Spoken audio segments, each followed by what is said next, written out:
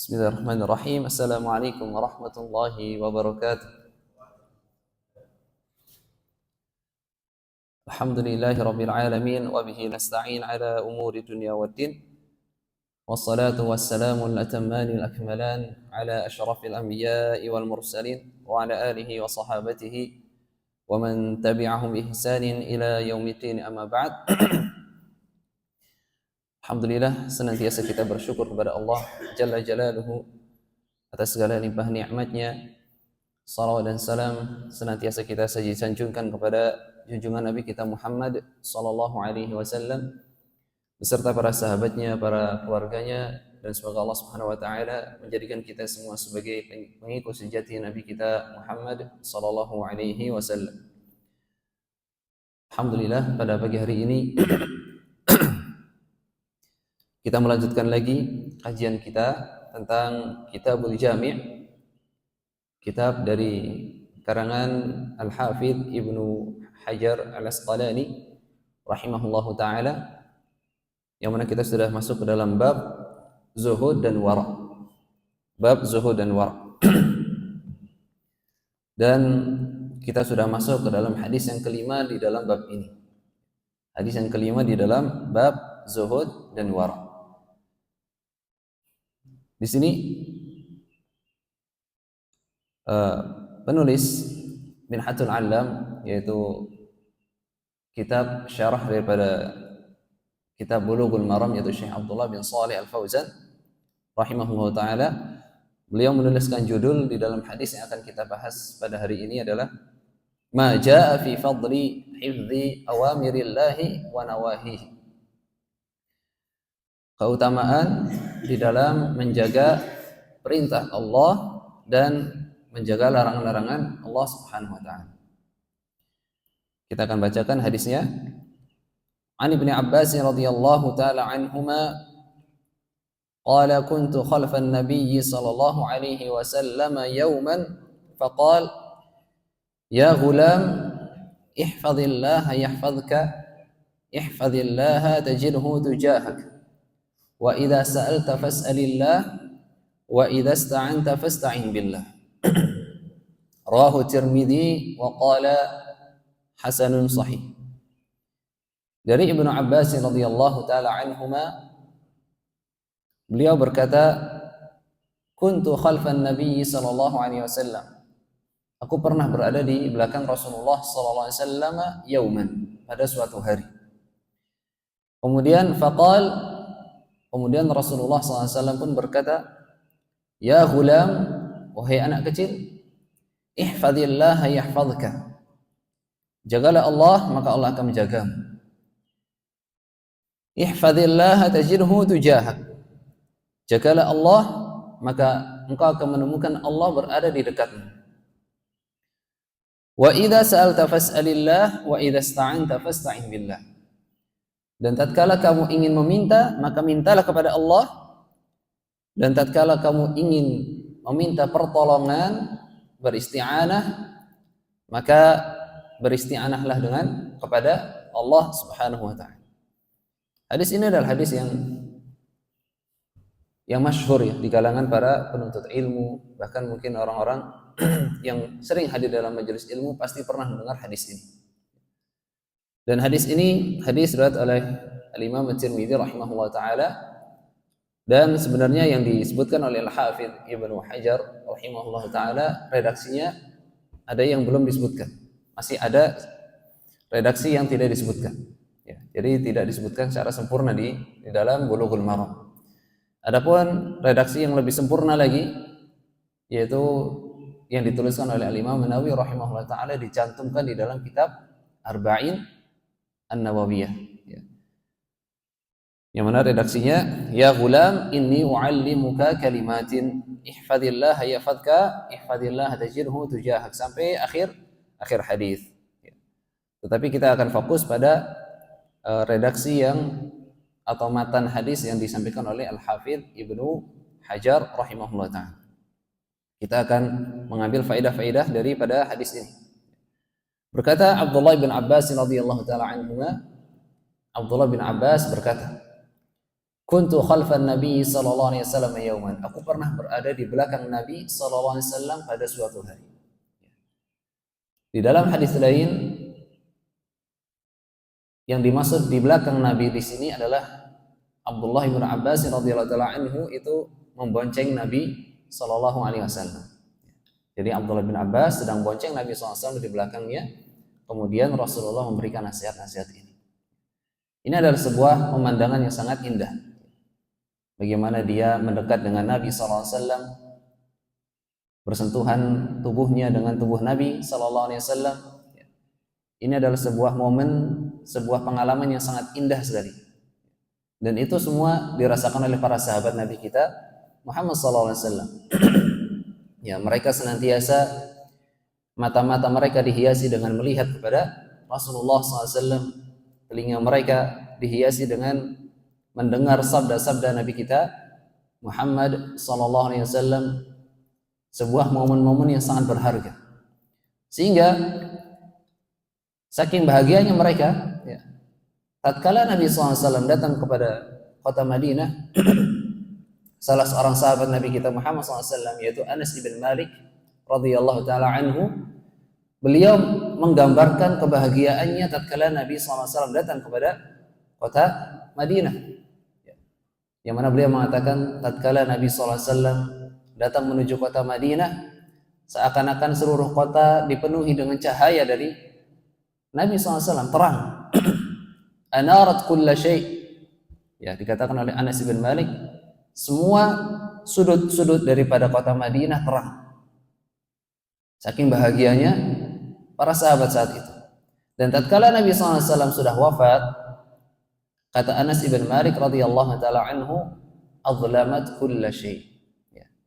Kota Madinah ini menjadi gelap karena mereka kehilangan Nabi kita Muhammad SAW. Bagaimana mereka tidak merasakan kehilangan sekali? Karena wajah Nabi SAW wajah yang indah, sabda Nabi SAW, kata-katanya sangat manis, menyentuh hati, nasihat-nasihatnya sangat mendidik, sehingga mereka tatkala Nabi SAW wafat, mereka sangat kehilangan sekali. Dan para sahabat adalah orang-orang yang paling cinta dengan Nabi sallallahu alaihi wasallam. Mereka sangat paham betul bagaimana sabda Nabi sallallahu alaihi wasallam, la yu'minu ahadukum, tidaklah beriman salah seorang di antara kalian hatta akuna habba ilaihi min walidihi wa waladihi wan nasi ajma'in. Sampai aku, kata Nabi sallallahu alaihi wasallam, sampai aku orang yang paling dia cintai ketimbang anaknya, ketimbang ayahnya, ketimbang orang seluruhnya. Nabi SAW adalah orang yang paling dicintai oleh para sahabat Nabi kita Muhammad SAW. Itulah yang membuat mereka sangat kehilangan tatkala Nabi SAW wafat.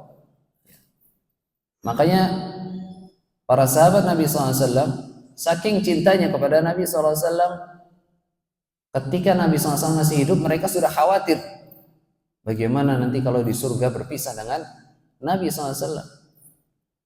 Mereka berpikir para sahabat atau manusia biasa itu akan berpisah dengan golongannya para Nabi dan Rasul. Pernah salah satu para sahabat ada yang sampai galau, takut berpisah ketika sudah di surga.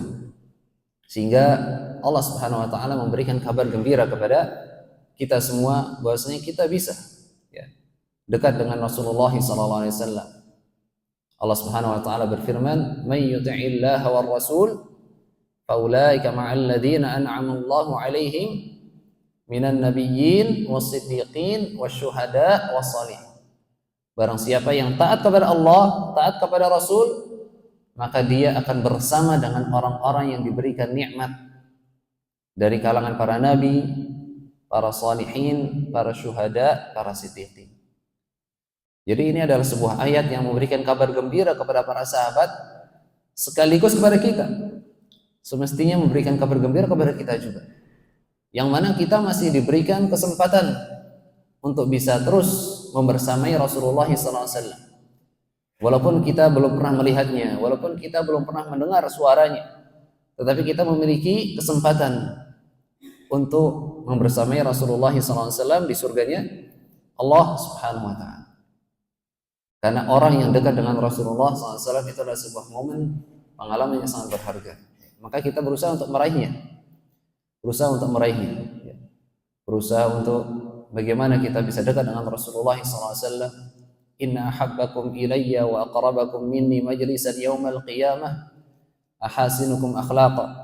Orang yang paling aku cintai di antara kalian dan orang yang paling dekat tempat duduknya di hari kiamat kelak adalah yang paling bagus akhlaknya. Kita tempuh jalan-jalan itu. Kita tempuh jalan-jalan kepada dekat dengan Rasulullah SAW. Kemudian bagaimana kita juga harus cinta. Kita harus tumbuhkan kecintaan kita kepada Rasulullah SAW. Karena cinta kepada Rasulullah SAW itu juga salah satu ikhtiar yang bisa kita lakukan untuk dekat dengan Rasulullah SAW. Al-mar'u ma'aman ahab. Seseorang itu akan membersamai orang yang dia cintai. Dan tentu cinta yang kita sampaikan tentu adalah cinta yang penuh dengan pembuktian. Ketika kita mengucapkan cinta dengan Rasulullah, maka kita juga perlu untuk membuktikan bagaimana cinta kita kepada Rasulullah SAW. Jadi perkataan Abdullah bin Abbas ini sebuah perkataan yang menunjukkan bagaimana indahnya momen-momen bersama Rasulullah Sallallahu Alaihi Wasallam. Dan ini juga menunjukkan bagaimana ketawaduan Nabi kita Muhammad Sallallahu Alaihi Wasallam. Yang mana Nabi SAW tidak hanya fokus untuk mengajarkan orang-orang yang sudah besar, orang-orang yang sudah balik. Bahkan anak-anak kecil juga memiliki porsi di dalam dakwah Nabi kita Muhammad SAW. Karena Nabi SAW tahu betul anak-anak kecil inilah penerus generasi. Makanya banyak sekali momen-momen bagaimana ketika Nabi SAW mengajarkan anak-anak kecil. Nabi SAW bercanda kepada anak kecil, salam kepada mereka, memberikan contoh kepada anak-anak kecil. Maka kita sebagai orang dewasa juga seperti itu. Kita ingin penerus kita adalah penerus yang baik-baik, ya kita berikan contoh yang baik. Berikan contoh yang baik. Makanya Anda pernah kalau nggak salah pernah cerita juga di sini. Pengalaman ya. Ketika sedang beli ketan, ya sedang beli ketan di sana. Tiba-tiba ada orang-orang tua di sana. Orang-orang tua sedang ngomongin generasi di bawahnya lah, generasi Ana mungkin ya. Tiba-tiba orang tua tersebut mengatakan, bilang ke Ana, emang generasi sampeyan itu kurang bagus itu didikannya. Kurang sopan sama orang tua gitu. Terus saya sampaikan lagi, ya itu mungkin kita ini korban pendidikan panjenengan gitu. Saya bilang gitu. Karena memang seperti itulah, ya. Ada akibat pasti ada sebabnya. Maka tatkala kita tidak ingin generasi kita rusak, kita harus menjaganya. Kita sebagai orang yang sudah paham, ya, kita ajarkan kepada anak-anak kecil bagaimana adab-adab Islam agar mereka tumbuh sejak kecil dengan adab-adab Islam. Bagaimana salam, bagaimana sunnah-sunnah Nabi SAW. Ya. Karena dengan itu kita akan menjaga generasi kedepannya. Ya. Karena sebagaimana dikatakan di dalam pepatah Arab, ya, syababul yaumi rijalul ghad. Ya. Anak muda sekarang itulah yang akan menjadi orang tua di masa depan. Makanya kalau anak muda sekarang rusak, ya berarti orang tuanya juga akan jadi rusak. Ketika orang tua rusak, dia akan mendidik anaknya menjadi rusak lagi. Dan seperti itu siklusnya.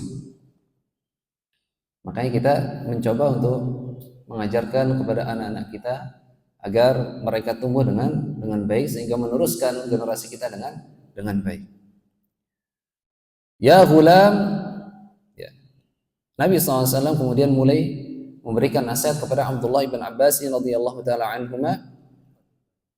Faqal, ya ghulam, inni u'allimuka kalimatin. Wahai anak kecil, berkata kepada Abdullah bin Abbas, Inni u'allimuka kalimatin. Aku akan ajarkan kepada kamu beberapa kata. Ya, jadi kalau kalimat di dalam bahasa Arab itu, bahasa Indonesia kata. Ya. Kalimatun itu kata. Nabi SAW berbicara kepada Abdullah bin Abbas radhiyallahu ta'ala anhuma dengan bahasa anak kecil. Ya gulam, inni u'allimuka kalimatin. Wahai anak kecil, aku akan ajarkan kepadamu dengan beberapa kata-kata yang seakan-akan kata-kata tersebut sedikit. Memang anak kecil diajarkannya sedikit-sedikit, tidak langsung yang berat-berat. Dan juga ini menunjukkan bahwasanya Nabi SAW di setiap perbincangannya, di setiap dialognya, pasti Nabi SAW ya sering sekali memberikan muqaddimah agar yang diajak bicara itu memperhatikan. Ya. Di sini Nabi SAW mengatakan kepada Abdullah bin Abbas, Inni u'allimuka kalimatin. Wahai Abdullah bin Abbas, aku akan ajarkan kepadamu beberapa kata. Ya. Ini tujuannya adalah biar Abdullah bin Abbas perhatian. Kalau kemarin kita di dalam hadis yang lalu, Nabi SAW berkata kepada Abdullah bin Umar, akhadha Rasulullah SAW bimankibi. Ya, Rasulullah SAW memegang kepada pundakku, faqal, kemudian Rasulullah berkata. Ya. Jadi itu salah satu daripada ikhtiar Nabi SAW agar audienya memperhatikan. Dan ini penting. Ya. Ini penting. Tatkala kita ingin memberikan nasihat, baik kepada keluarga, kepada istri, kepada suami, kepada anak-anak, ya perlu dengan seninya, ada muqaddimahnya. Ya, ada muqaddimahnya. Dan setiap orang itu beda-beda muqaddimahnya. Agar apa? Agar mereka perhatian. Agar mereka perhatian apa yang ingin kita sampaikan kepada mereka. Inni u'allimuka kalimatin ihfadillaha yahfadka. Ya, kemudian kita akan masuk ke dalam statement yang inti daripada hadis ini. Yang pertama, ihfadillaha yahfadka. Perintah Nabi SAW kepada Abdullah bin Abbas radhiyallahu ta'ala anhuma untuk menjaga Allah Subhanahu wa ta'ala. Ihfadillaha yahfadka. Jagalah Allah, maka Allah akan senantiasa menjagamu. Apa yang dimaksud dengan menjaga Allah di sini? Melaksanakan perintah Allah dan menjauhi larangan. Yang dimaksud dengan ihfadillah di sini adalah melaksanakan perintah Allah dan menjauhi larangannya. Atau dalam bahasa lain apa? Kita bertakwa. Karena takwa itu apa kemarin yang sudah ngaji? Takwa apa? Kita menjalankan ketaatan kepada Allah di atas cahaya dari Allah dengan mengharap pahala dari Allah. Kemudian kita menjauhi larangan dari Allah di atas cahaya dari Allah dengan takut azab Allah. Itu takwa. Sehingga di sini kita bisa simpulkan bahwasanya orang yang bertakwa dia akan senantiasa di dalam penjagaan Allah Subhanahu wa taala. Yang dijaga apanya? Ya. Di sini Syekh Abdullah bin Shalih Al-Fauzan beliau memberikan sebuah perkataan yang sangat indah sekali berkaitan tentang balasan orang yang senantiasa bertakwa. Beliau mengatakan, "Faman hafidha hududallahi ta'ala hafidhahu fi dinihi wa dunyahu." Maka barang siapa yang menjaga batas-batas Allah Subhanahu wa taala, senantiasa menjalankan perintahnya dan menjauhi larangannya, hafidhahullahu fi dinihi wa dunyahu. Maka Allah akan senantiasa menjaganya untuk perkara agamanya dan dunianya. Perkara agama dijaga, perkara dunia juga dijaga oleh Allah Subhanahu wa taala. Kemudian beliau mulai merincikan bagaimana penjagaan tentang agama dan bagaimana penjagaan tentang dunianya. Wa hifdhuhu fi dinihi an yahfadha alaihi imanahu min asy-syubhatil mudillah wasyahawatil muharramah. Adapun yang dimaksud Allah menjaga agamanya adalah Allah senantiasa akan menjaga keimanannya dari dua fitnah yang sangat besar. Ya, dan ini adalah dua fitnah yang senantiasa kita perlu untuk berlindung dari dua fitnah ini. minasyubhatil mudillah wasyahawatil muharramah, dari subhat-subhat yang menyesatkan dan syahawatil muharramah, dan dari syahwat-syahwat yang diharamkan. Jadi Allah Subhanahu wa taala akan menjaga kita di dalam agama kita dari fitnah syubhat dan fitnah syahwat. Ini salah satu buah daripada ketakwaan. Siapa saja yang senantiasa dia takwa kepada Allah Subhanahu wa taala, dia akan dijaga oleh Allah Subhanahu wa taala dari dua ini. Fitnah syubhat, fitnah syahwat. Ya. Fitnah syubhat ini kaitannya dengan ilmu. Kaitannya dengan ilmu, sehingga Allah Subhanahu wa taala akan senantiasa mengajari dia ilmu yang bermanfaat. Ilmu yang bisa menjaga dia dari syubhat. Wasyahawati muharramah. Ini kaitannya dengan hawa nafsu. Karena orang yang berilmu, orang yang bisa membantah syubhat, belum tentu dia bisa menjaga hawa nafsunya. Sehingga tatkala dia bertakwa, Allah Subhanahu wa taala akan menjaganya dari kedua ini. Fitnah syubhat dan fitnah syahwat. Fitnah syubhat dan fitnah syahwat. Wa yahfadhu alaihi dinahu 'inda mautihi fayatawaffahu 'ala al-iman. Kemudian dia juga akan dijaga terus agamanya, senantiasa dibuat istiqamah. Senantiasa oleh Allah Subhanahu wa taala dijadikan orang yang istiqamah di atas jalan lurus ini sampai dia meninggal di atas keimanan. Dan ini adalah sebuah harapan bagi seluruh kaum muslimin. Kita ingin kita meninggal di atas keimanan. Ya ayyuhalladzina amanu taqullaha haqqa tuqatih wa la tamutunna illa wa antum muslimun. Wahai orang-orang yang beriman, bertakwalah kalian kepada Allah dengan sebenar-benarnya takwa, wa la tamutunna illa wa antum muslimun. Dan janganlah kalian meninggal sampai kalian atau kecuali kalian berada di atas keimanan, keislaman. Kita memang sudah, ya alhamdulillah ya, kita dilahirkan di dalam keluarga Islam, kita diberikan hidayah Islam, itu sebuah nikmat. Tetapi mati di atas keislaman, di atas keimanan itu penuh dengan perjuangan, sehingga kita perlu berjuang. Ketika kita sudah mendapatkan hidayah Islam dan iman, kita perlu berjuang agar senantiasa hidup dengannya dan mati di atasnya. Kemudian penjagaan yang kedua itu penjagaan untuk dunianya. Beliau mengatakan wa yahfadhu lahu dunyahu bihifdhihi fi badanihi wa ahlihi wa auladihi wa dzurriyyatihi. Kemudian yang dimaksud dengan penjagaan Allah Subhanahu wa taala untuk dunianya adalah Allah Subhanahu wa taala senantiasa menjaga badannya. Ya. Dia akan senantiasa diberikan kesehatan. Betapa banyak orang-orang yang senantiasa istiqomah di dalam kebaikan, ya. Mereka dijaga badannya oleh Allah Subhanahu wa taala. Makanya kita sering melihat kalau kita baca kitab-kitab hadis, ya. Kitab-kitab hadis, terlebih orang-orang yang memiliki sanad, biasanya kita akan sering dapati nama-nama yang disebutkan dengan al-mu'ammar. Kalau kita sering hadir majelis sama' sebuah kitab hadis, biasanya ada orang namanya al-mu'ammar. Ada Ma'mar, ada Mu'ammar. Mu'ammar di sini maksudnya adalah orang yang dikasih umur panjang sama Allah Subhanahu wa taala.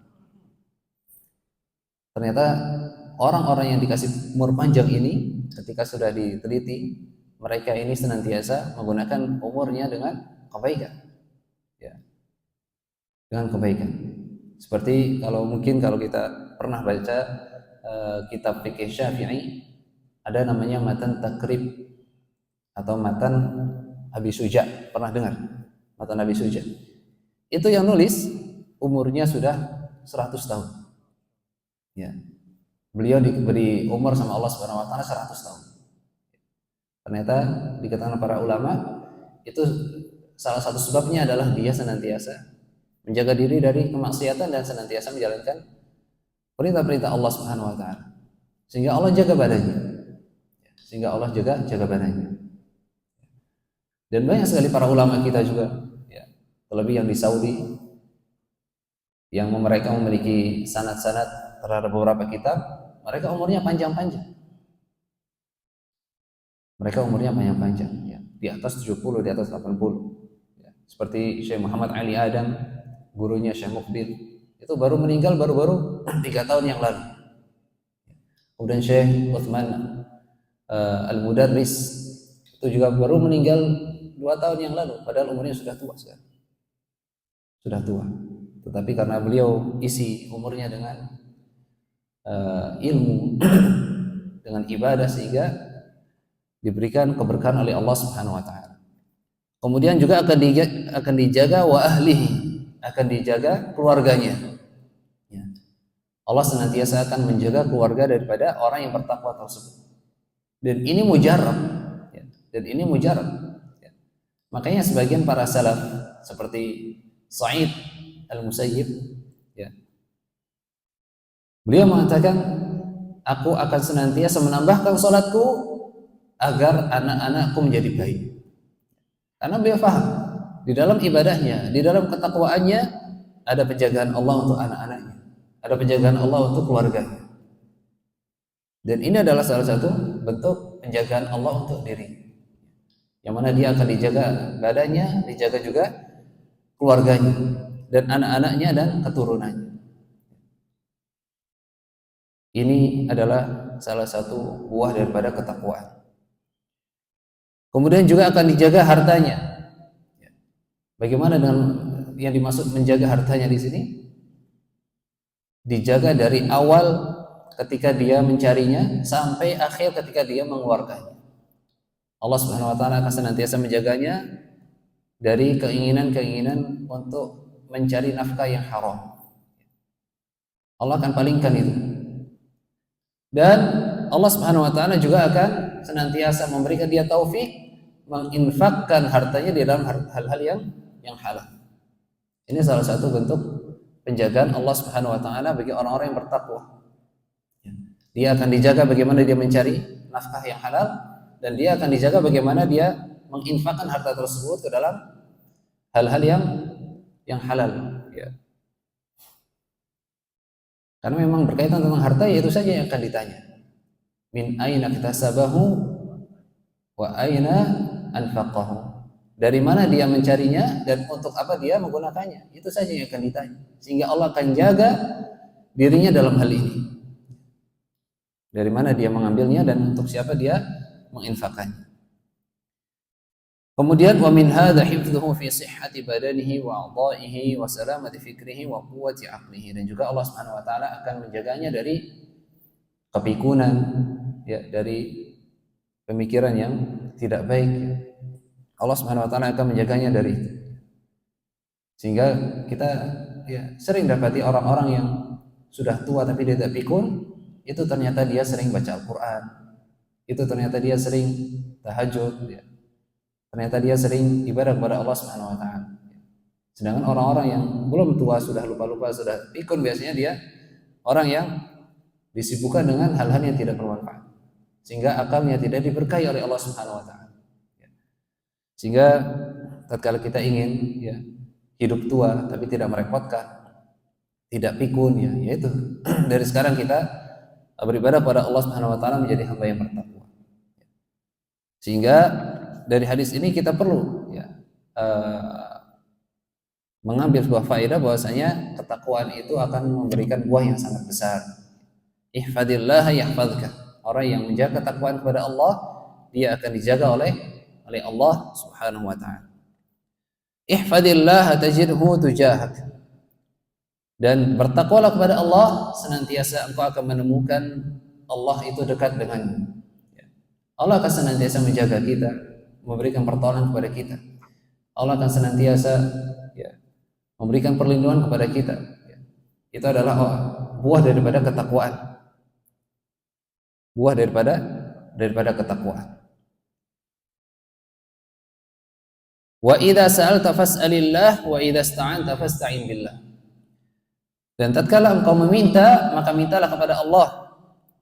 Wa idza ista'anta fasta'in billah. Dan tatkala engkau beristi'anah, maka beristi'anahlah kepada Allah Subhanahu wa taala. Dua statement ini menunjukkan perlunya kita untuk mentauhidkan Allah Subhanahu wa taala. Yang mana ketika kita ingin minta, maka mintalah hanya kepada Allah Subhanahu wa taala. Tidak boleh minta kepada yang lain. Karena itu adalah salah satu bentuk kesyirikan. Bahkan salah satu definisi syirik yang disampaikan oleh Syekh Muhammad bin Abdul Wahhab rahimahullah taala, yang dimaksud dengan syirik adalah da'watu ghairihi ma'ah, yaitu minta kepada selain Allah bersama dengan Allah Subhanahu wa taala. Dia minta sama Allah, dia juga minta kepada yang lain. Doa kepada yang lainnya, kepada Ali, kepada Husain, kepada pohon, kepada gunung, kepada langit, kepada berhala-berhala. Ini yang dimaksud dengan hakikat syirik yang disebut oleh Syekh Muhammad bin Abdul Wahhab. Sehingga di dalam hadis ini, di dalam sabda Nabi SAW ini, kita diperintahkan untuk senantiasa mentauhidkan Allah Subhanahu wa taala. Menjadikannya hanya satu-satunya tempat untuk beribadah. Menjadikannya satu-satunya tempat untuk meminta kepadanya. Tidak minta kepada yang lainnya. Wa idza ista'anta fasta'in billah, dan juga beristi'anah kepada Allah Subhanahu wa taala. Kita hanya meminta pertolongan kepada Allah Subhanahu wa taala, dan inilah yang senantiasa kita baca di dalam salat kita minimal 17 kali. Iyyaka na'budu wa iyyaka nasta'in. Hanya kepadamu kita meminta dan hanya kepadamu kita beristi'anah.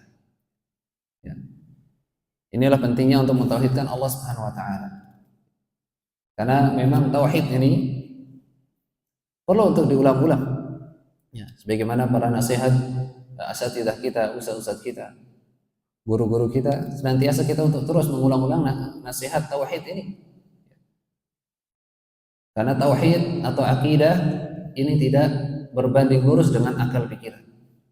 Betapa banyak orang yang secara akalnya dia sudah modern, sudah bisa menciptakan ini, menciptakan ini, tetapi ternyata secara akidah dia masih syirik. Ya. Dia masih minta tolong dengan pawang hujan. Dia masih minta tolong dengan orang-orang yang bisa membaca